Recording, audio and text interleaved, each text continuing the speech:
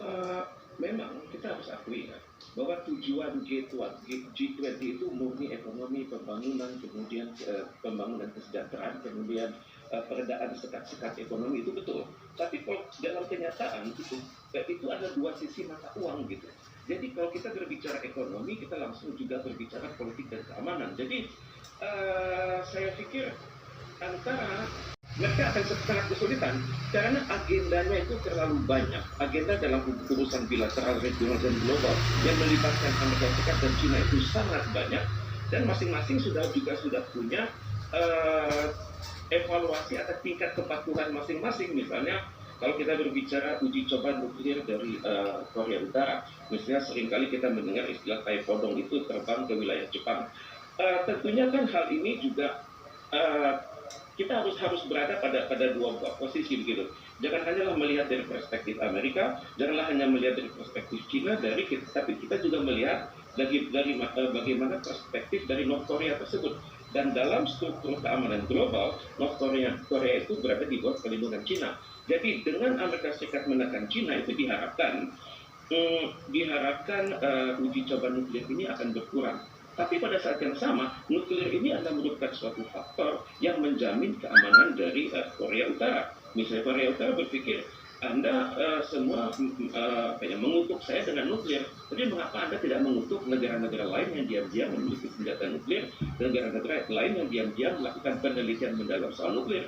Dan kalau kita menempatkan diri sebagai pimpinan di Pyongyang, tentunya kita akan berpikir nuklir Korea Utara serendah apapun sifatnya itu akan merupakan deterrent. Karena kalau tidak, negara-negara besar akan dengan mudahnya menyerang Korea Utara seperti mereka menyerang Afghanistan, Irak, dan juga Syria.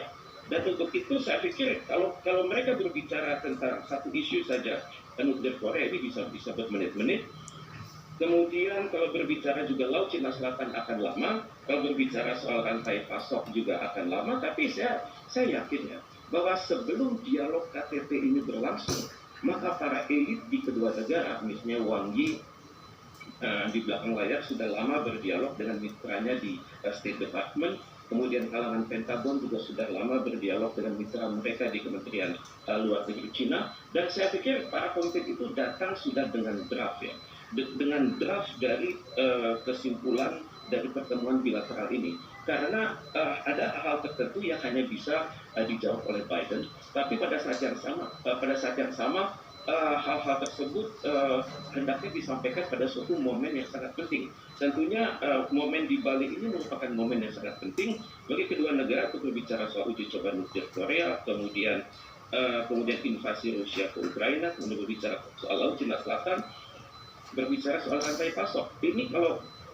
Ini pasti sudah melibatkan ratusan jam dialog dari para pemimpin dari kedua negara. Dan saya pikir pertemuan kedua ini, walaupun dalam waktu sangat terbatas, ini hanya tinggal menggongkan saja. Dan ini juga suatu bukti bahwa Bali merupakan wilayah yang netral, wilayah yang berwibawa, di mana keputusan penting dari kedua negara ini akan digolkan di Bali, dan juga kelihatan elegannya Indonesia gitu. Kita lihat dalam pakaian tokoh-tokoh yang saat ini sedang berada di Bali tersebut, kita mengkombinasikan kan presiden yang berpakaian internasional dengan tokoh Bali yang berpakaian lokal. Itu artinya adalah sinergi. Jadi apapun keputusan di G20 nanti akan kami sinergikan dengan keputusan-keputusan di tingkat lokal, dan ini menunjukkan kesiapan Indonesia untuk menjamin kepada dunia bahwa secara simbolik kami sudah siap dengan sustainability dari pertemuan G20 ini. Dan kemudian kembali kepada isu seperti uji coba nuklir Korea, invasi Rusia ke Ukraina, Laut Cina Selatan, dan rantai pasok.